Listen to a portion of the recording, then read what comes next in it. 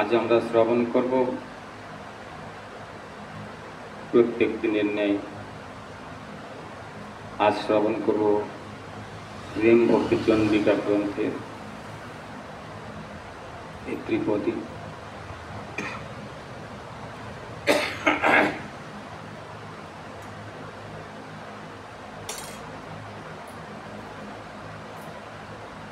এই ত্রিপদীতে নরোত্তম ঠাকুর মহাশয় সাধকগণকে এবং ভক্তগণকে ভজন পথের উপদেশ দিচ্ছেন এবং সাবধান করে দিচ্ছেন। জনিতায় বলেছেন, দেহে না করিও আস্থা, মরিলে যে যম শাস্তা। দুঃখের সমুদ্র কর্মগতি, দেখিয়া শুনিয়া ভজ, সাধু শাস্ত্র মত যজ, যুগল চরণে কর রতি। বলছেন দেহে না করিও আস্থা, মরিলে যে যম শাস্তা। অনেকে মনে করেন এই মরিলেই শান্তি। অনেকে তো বলে না যে যাক সে মারা গেল, হ্যাঁ বেঁচে গেল,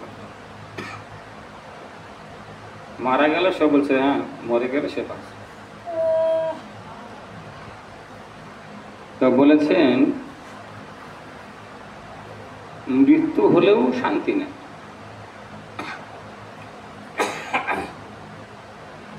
মৃত্যু হলেও শান্তি নাই। পূজ্যপাদ শ্রীল গ্রন্থকার মহোদয় স্বীয় মনের প্রতি যুগল ভজনের উপদেশ দিতে গিয়া প্রথমত দেহে অভিমানী মানবের দুঃখ বা দুর্গতি বর্ণনা করতেছেন। বলেছেন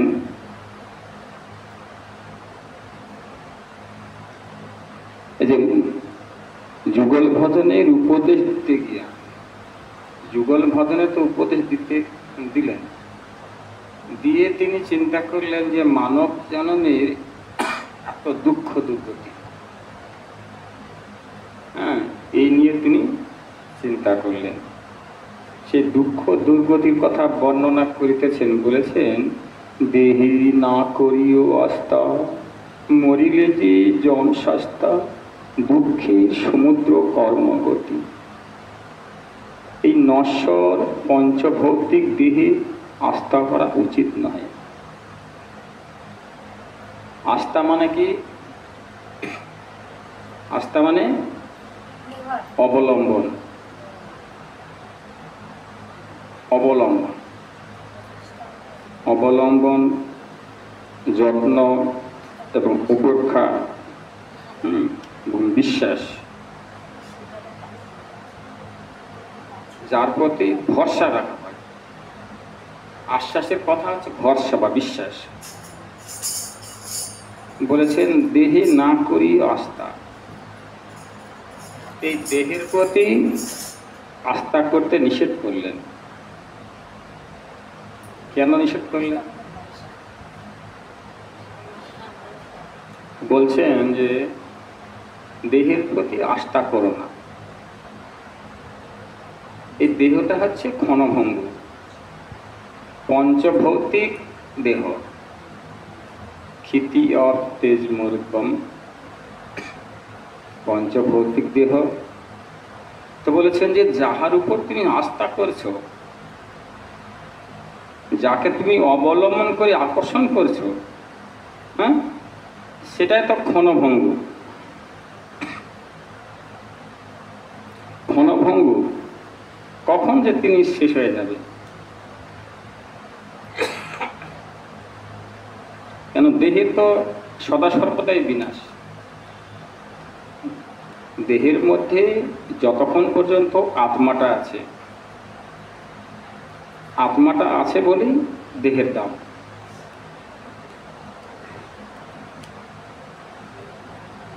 কয়দিন আগে রথ হয়ে গেল না, রথের মেলা হলো না?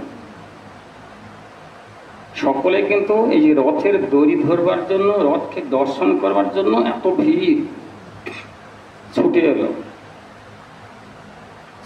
সকলেই রথকে দর্শন করবার জন্য এবং রথের দড়ি স্পর্শ করবার জন্য। স্পর্শ করে তারা মনে সান্ত্বনা দিলেন, পরিতৃপ্তি লাভ করবেন যে ভগবানের দর্শন করলাম, ভগবান স্পর্শ করলাম। রথকে ধরার জন্য অনেকে প্রাণ দান করলেন, এত ভিড় চাপ রথের স্পর্শ করবার জন্য। কিন্তু সেই রথ এখন পড়ে আছে, দেখো রৌদ্র বৃষ্টি ঝড়ে, এখন কি আদর আছে মা?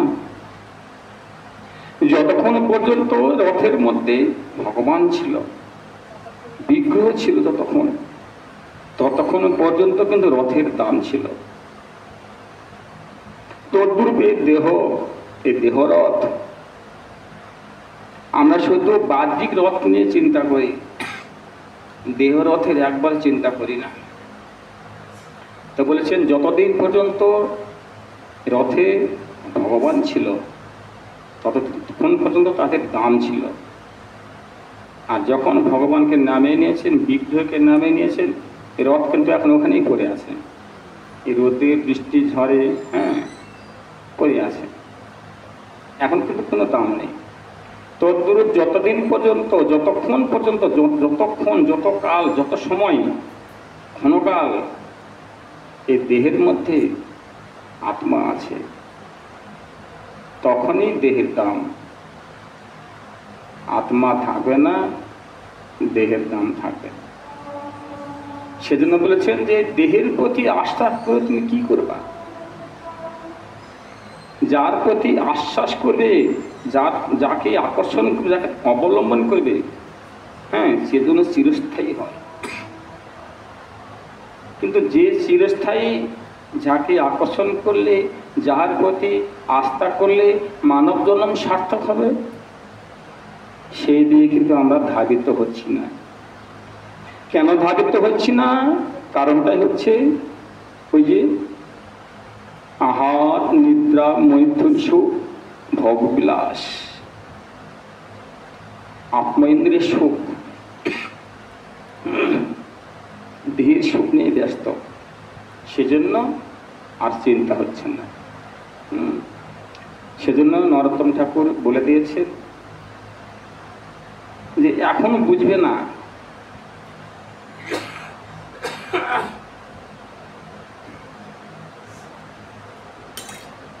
এখন বুঝবে না, দাঁত থাকতে দাঁতের মর্ম কেউ বোঝে না।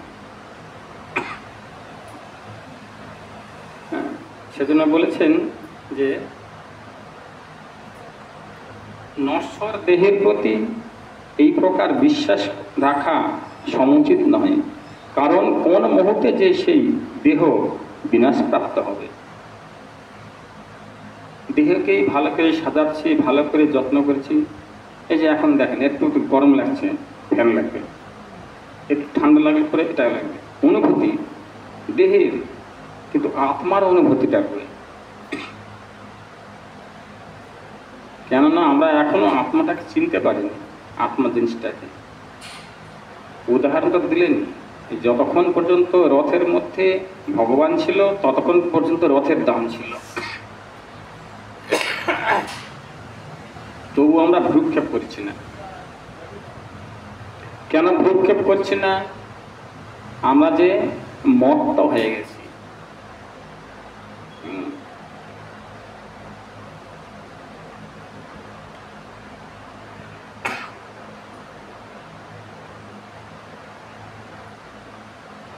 সবসময় আমাদের নিমিত্ত প্রস্তুত থাকতে হবে। যাহার কলকে প্রলয় ঘটিবে, সেই নশ্বর দেহের প্রতি বিশ্বাস রাখিয়া শক্তি সামর্থ্য যৌবনকাল বিষয়ভোগে কাটাইয়া বৃদ্ধাবস্থাকে হরিভজনের নিমিত্ত নির্ণয় করিয়া রাখা মহা মূর্খতার কাজ। অনেকে কি বলে যে এখনো বয়স হয়নি, বাবা দাঁড়াও একটু 8 বছর দেরি করো, আমিও তোমাদের সঙ্গে যোগ দেব, আগে ছেলেকে বিবাহ দেব, মেয়েকে বিবাহ দিব, একটু বয়সটা বেশি হোক। শাস্ত্রে বলেছেন যে ব্যক্তি এই ধরনের কথা বলবে তার মতো মূর্খতা কেউ নাই। যদি কেউ বলে থাকে যে আর কিছুদিন পর হরিভজন করব, ভগবানের আরাধনা করব, হ্যাঁ, তো বলেছেন তার মতো মূর্খতা কেউ নাই।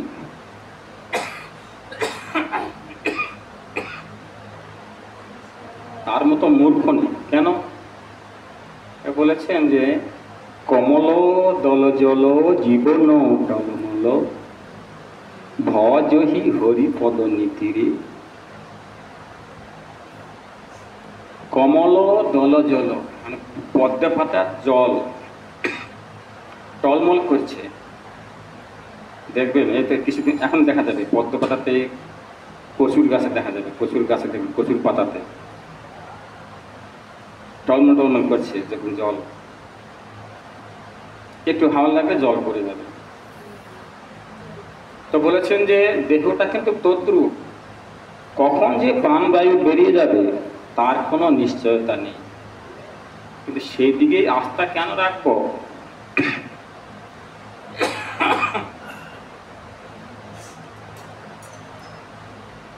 বলেছেন যাহারা বুদ্ধিমান তাহারা কিন্তু দেহের প্রতি আস্থা করে না। আস্থা করে কতটুকু, যতটুকু প্রয়োজন। দেহকে তো ঠিক রাখতে হবে, যতটুকু প্রয়োজন সেই প্রয়োজনের পথে আঁকি করছেন, ভজন করছেন, হ্যাঁ, সাধুগুরু বৈষ্ণবের সেবা করছেন যারা বুদ্ধিমান।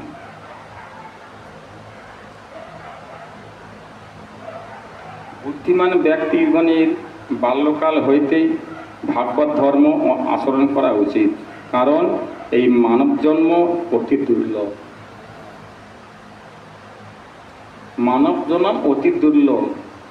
দেবতারাও করজোরে প্রার্থনা করে যে জন্ম পায় না সে জন্ম কিন্তু আমরা পেয়েছি। পেয়ে আমরা আহার নিদ্রা মৈথুন শোকে বিষয় ভোগ করতে করতে, ইন্দ্রিয় শোক ভোগ করতে করতে সমস্ত ভুলে যাচ্ছি।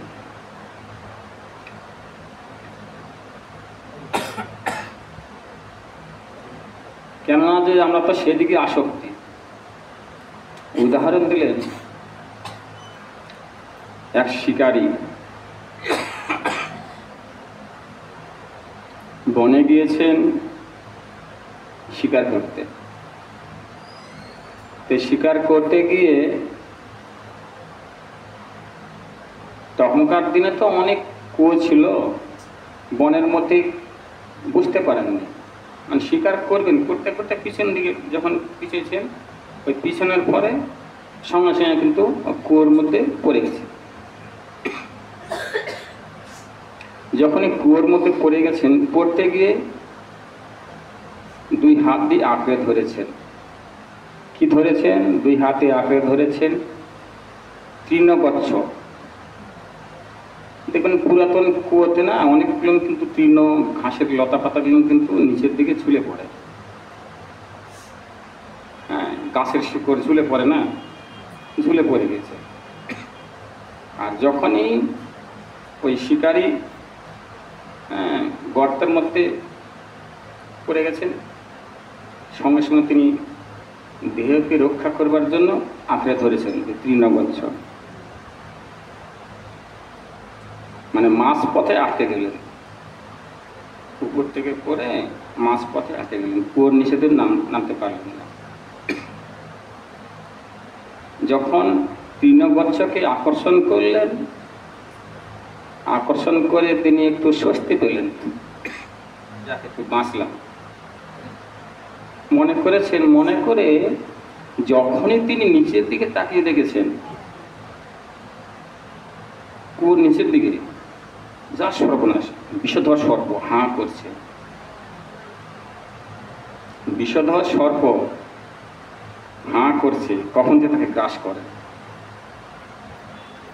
যখনই তৃণবৎসকে আঁকড়ে ধরলেন তিনি একটু তৃপ্তি পেলেন, কিন্তু যখন তিনি দেখলেন যে নিচের দিকে ভয়ঙ্কর বিষধর সর্প হাঁ করছেন, পড়া মাত্র তো সে তো দংশন করবে। চিন্তা করলেন, আরো তৃণগচ্ছকে আঁকড়ে ধরলেন যাতে না পড়ে যায় নিচে, পড়লে তো বিষধর সর্প গ্রাস করবে। তখন তিনি ভালো করে তৃণগচ্ছকে আঁকড়ে ধরলেন, আঁকড়ে ধরে একটু উপর দিকে তাকিয়ে দেখছেন। যখন উপর দিকে তাকিয়ে দেখছেন যে হিংস্র জন্তু ব্যাঘ্র গর্জন করছে, মানুষের গন্ধ পেয়ে ছুটে এসেছে হিংস্র ব্যাঘ্র জন্তু, এসে কুয়োর দিকে তাকাচ্ছে।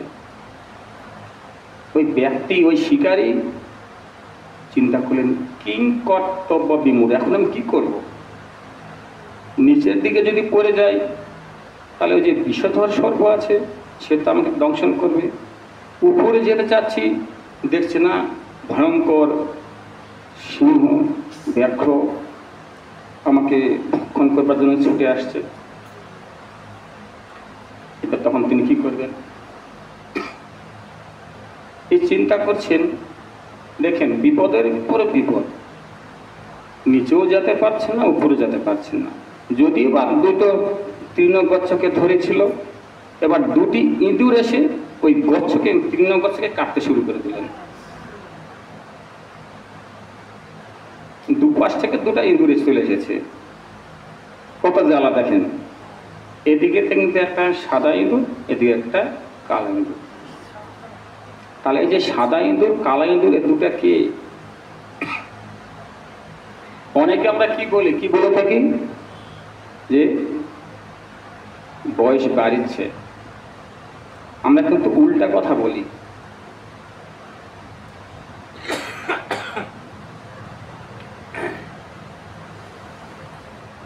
আমরা উল্টা কথা বলি কিন্তু। তো একটা গানের মধ্যে ছিল বাংলাদেশে, সবাই বলে বয়স বাড়ে, আমি বলি কমে। শাস্ত্র বলেছেন বয়স কমে। কখন থেকে? যখন ভূমিষ্ঠ হয় তখন থেকে শুরু হলো। কিন্তু উদাহরণ দিলেন কেমন? আপনি কিন্তু ভিসা করে বাংলাদেশে গেলেন, কতদিনের? 1 মাস। যেদিন প্রবেশ করলেন, কিংবা বুঝতে পারছেন কি, যেদিন প্রবেশ করলেন সেদিন থেকে শুরু হলো 1 মাসের মধ্যে। দ্বিতীয় দিনে 2 দিন কমে গেল। তদ্রূপ যখনই আমাদের জন্ম হলো, ভূমিষ্ঠ হলো, তারপর থেকে 1 দিন করে কমতে শুরু করলো। ভিসাতে আছে 1 মাস, 30 দিন, বেশি তো পাবা না। যা ভিসা আছে তাই কিন্তু ঘর ঠিক হবে না। তদ্রূপ ভগবান যখন আমাদের জন্ম হয় তিনি লিখে দেন আয়ু কতটা। আমার আয়ু লেখা আছে 55 বছর। যখন 55 বছর লেখা আছে, যখনই ভূমিষ্ঠ হলে 1 দিন কিন্তু কমতে লাগলো, দিনে দিনে কমতে লাগলো। হ্যাঁ, তাহলে একটা করে দিন কমে যাচ্ছে। আর আমরা বলি কি না, বয়স বাড়ছে। যখন কমতে কমতে কমতে কমতে যখন হচ্ছে 55 শেষ হয়ে যাবে, তখন তার সধাম করতে হবে। তদ্রূপ এরকম করে একটা দিন কমতে লাগলো। কেমন করে কমলো? ওই যে সাদা ইঁদুর আর কালা ইঁদুর। সাদা ইঁদুরটা হচ্ছে দিন, সাদা ইঁদুরটা হচ্ছে দিন, আর কালো ইঁদুরটা হচ্ছে রাত্রি। তাহলে রাত্রি আর দিন একটা করে শেষ করে দিচ্ছে। কিন্তু তোমরা আয়ুটাকে ধীরে ধীরে কিন্তু কমে দিচ্ছে, বুঝতে পারছি না। হ্যাঁ, এবার তো শিকারী খুব চিন্তায় আছে, নিচের দিকে পড়লে সেই ভীষণ ভয়ঙ্কর সর্প, উপরে গেলে তো ব্যাঘ্র, যেতে পারছি না। এবার চিন্তা করলে আমার তো আর তো কোনো উপায় নেই, এত ভয়াবহ বিপদ, আঁকড়ে ধরে আছে, যেতে পারছেন না। এমন সময় উপর থেকে মধুচক্র থেকে মধু পড়ছেন। মধু যখনই মধু পড়ছেন, প্রথমে তিনি বুঝতে পারেন প্রথমে তো মুখে পড়েন, গায়েব করলো, টাকায় রয়েছে কী করলো, দেখে না রে করে আছে মধু, মধুর চা, মধুর চা, এত মধু জমেছে না, টপ করে করছেন। এইবার কিন্তু এই যে মৃত্যুর চিন্তা ভুলে গেলেন, ব্যাঘ্রের চিন্তার কথা ভুলে গেলেন, সর্পের কথাও ভুলে গেলেন। যখনই মধু পড়ছেন তখন কিন্তু তিনি মুখটা হাঁ করে দিয়ে মধু গ্রহণ করছেন। আর মধুর যে আস্বাদন, এই মধুর আস্বাদন করতে গিয়ে তিনি সমস্ত ভুলে গেলেন, আমার কোথায় বিপদ, কোথায় ভয়। তদ্রূপ কিন্তু আমরা ভুলে গেছি কোথায়, এই যে সংসারের মধ্যে স্ত্রী পুত্র, আহার নিদ্রা মৈথুন সুখ, এই নিয়ে কিন্তু এতই মধু পাচ্ছি, আনন্দ আস্বাদন, কিন্তু আমার গতি যে কী হবে সেটার দিকে খেয়াল করছি না, আমার গতি কী হবে সেই খেয়াল করছি না। কিন্তু সেজন্যই এই যে নরোত্তম ঠাকুর এই ভক্তদের দুঃখ দুর্দশা দেখে তিনি আর স্থির থাকতে পারলেন না। তো বলেছেন যে তখন তিনি বলছেন যে ভালো করে চেয়ে দেখো আমার গতি কি হবে। তো বলেছেন যে ভক্তি মুক্তি সিদ্ধিকামী সুবুদ্ধি যদি হয়, সব ত্যাগে আসে শ্রীকৃষ্ণ ভাবে। যিনি বুদ্ধিমান, যতই মধু করুক না কেন, মধুর দিকে তিনি ধাবিত হবেন না। যিনি বুঝতে পারবেন যে আমার জীবনের গতি কি, আমার কর্তব্য কি, তখন তিনি মধুর দিকে ধাবিত না হয়ে আমাদের পরম ভজনীয় একমাত্র রাধা গোবিন্দের দিকে তিনি স্মরণ চিন্তন করবেন। সেজন্য নরোত্তম ঠাকুর বলে দিয়েছেন, যদি আস্থা করতে হয় তাহলে কার উপর আস্থা করব? ভগবানের প্রতি।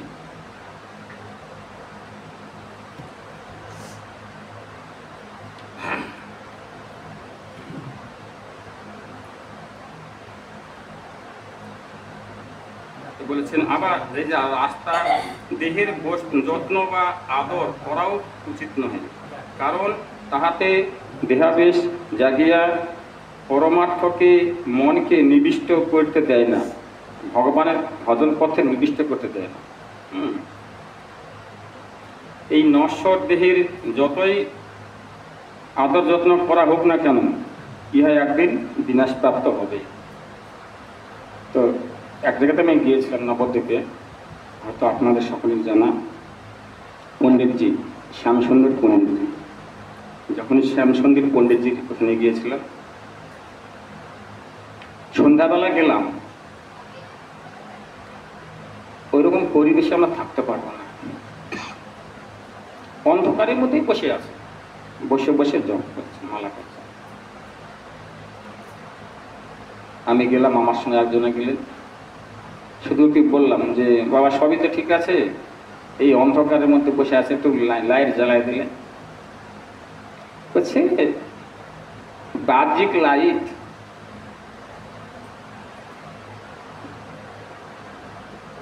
মোমবাতি জ্বালাতে বললাম তো বলছেন বাহ্যিক লাইট, তাহার দেহের মধ্যে তো লাইট আছেই, সব চিত আনন্দ। দেহটা কেমন বলেছেন যে যদি কেউ প্ল্যাটফর্মে যাবেন দেখবেন দিবারাত্রি বুঝতে পারবেন না। প্ল্যাটফর্মে গিয়েছেন তো দিবারাত্রি বুঝতে পারবেন, সবসময় আলো। তো বলেছেন যে তাহার অন্তরে সবসময় আলোকিত। বাহ্যিক লাইট কি করবে?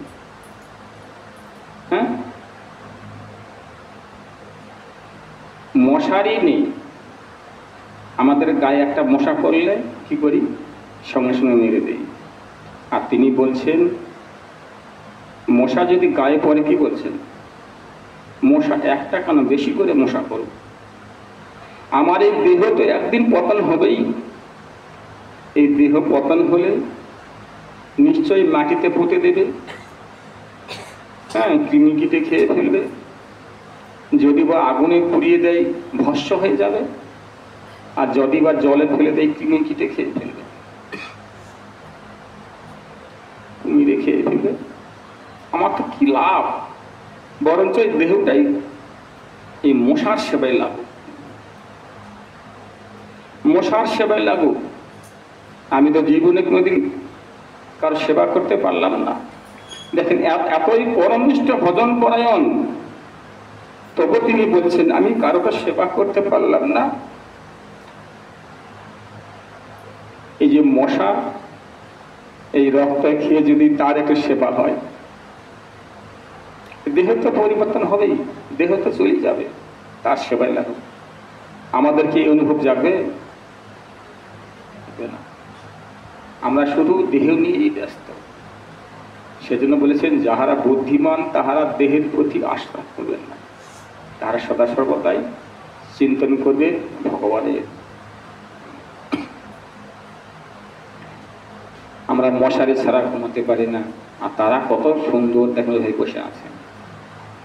শোয়ার জন্য কি আমাদের কিন্তু 70,000 60,000 টাকা কিন্তু খাট লাগবে, পালঙ্ক লাগবে,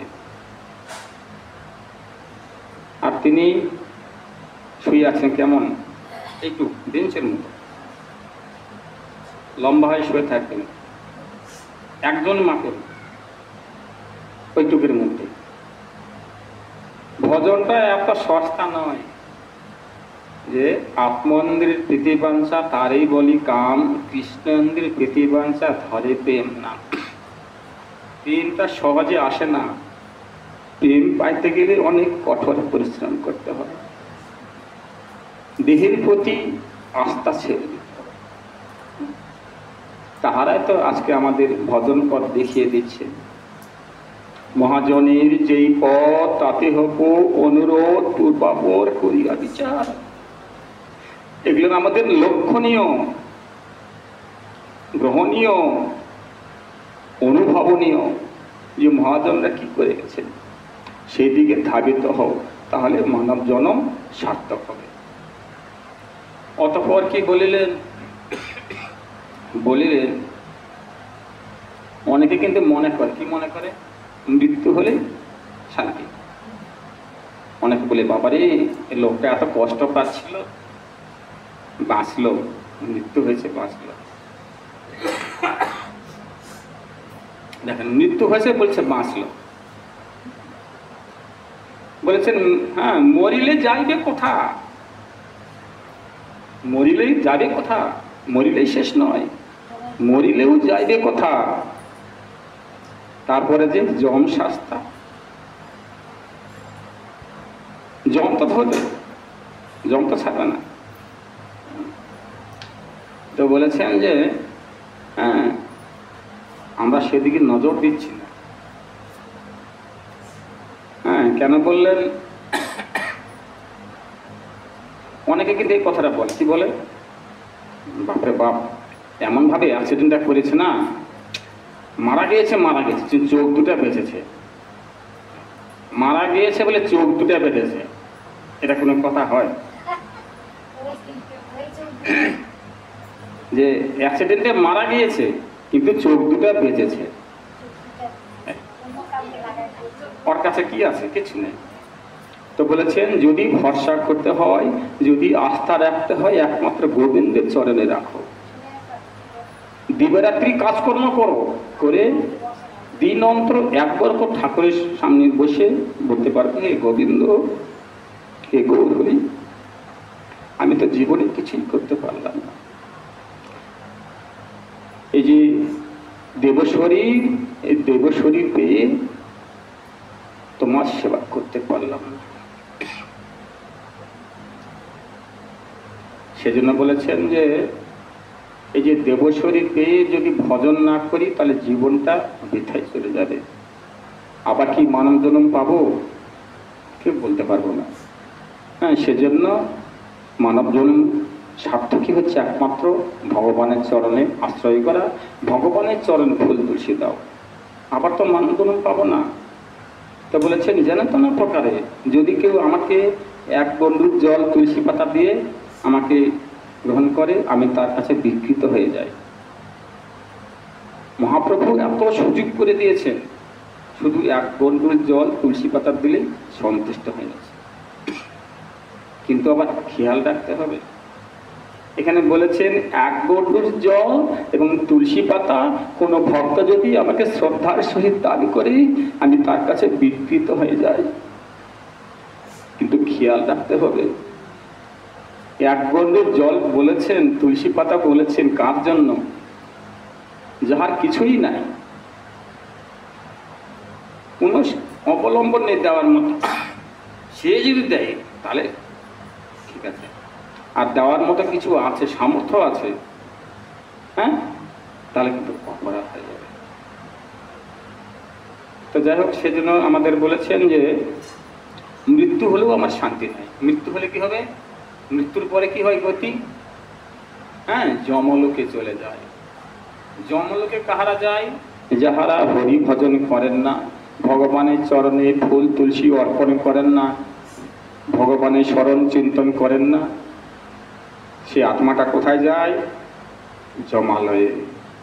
আর যাহারা ভগবানের স্মরণ চিন্তন করে তাহাদের আত্মাটা কি হয়? আত্মাটা গোলক থাকে যায়। তাহলে আমাদের এত কিছু করে বুঝিয়ে দিচ্ছে, তবুও যদি না বুঝি, ভক্তি গন্ধ নাহি পাই, ভক্তি গন্ধ নাহি পাই কেবল পশুর প্রায়। এত কিছু বোঝানোর পরে যদি কেউ না বোঝে, সে পশু। পশুকে সারাদিন বোঝাবো, কিছু বুঝবে না। সেজন্য বলেছেন যে দেখিয়া শুনিয়া ভজ। এখনো তোমার সময় আছে, এখনো সময় আছে, ভগবানের চরণে আশ্রিত হও, ভগবানের চরণে নিজেকে সমর্পণ করো, জনম সার্থক হবে। নইলে যমলোকে গেলে পরে কি হবে? নরক যন্ত্রণা, নরক যন্ত্রণা ভোগ করতে হবে। নরক যন্ত্রণা ভোগ করলে শান্তি নাই। নরক যন্ত্রণা কত প্রকার? 28 প্রকারের নরক যন্ত্রণা।